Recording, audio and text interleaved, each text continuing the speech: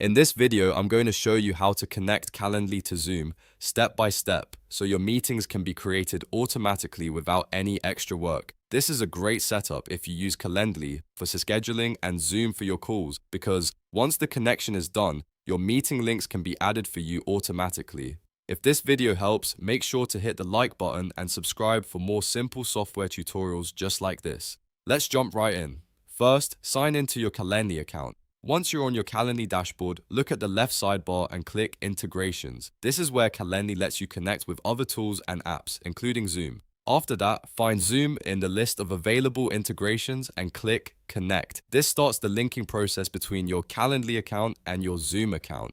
Next, Calendly will ask you to sign into your Zoom account. Enter your Zoom login details and continue. After you sign in, you'll see a permission screen asking you to authorize Calendly to access your Zoom account. This step is important because it allows Calendly to create Zoom meetings on your behalf when someone books with you. Go ahead and review the request, then click authorize or allow to continue. Sometimes this part can take a little while, so be patient and do not close the tab while the connection is processing. If you close it too early, the setup may not complete properly. Once the authorization finishes, you can move on to the next part of the setup inside Calendly. Now go to scheduling and open the event type that you want to use with Zoom. This is the meeting type where you want Zoom links to be generated automatically. Inside the event settings, look for location.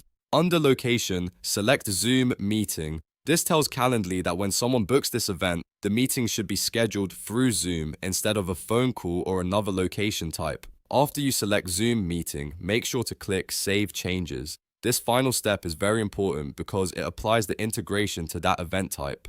Once saved, your Calendly event is now connected to Zoom and ready to generate meeting links automatically for scheduled appointments. That's it.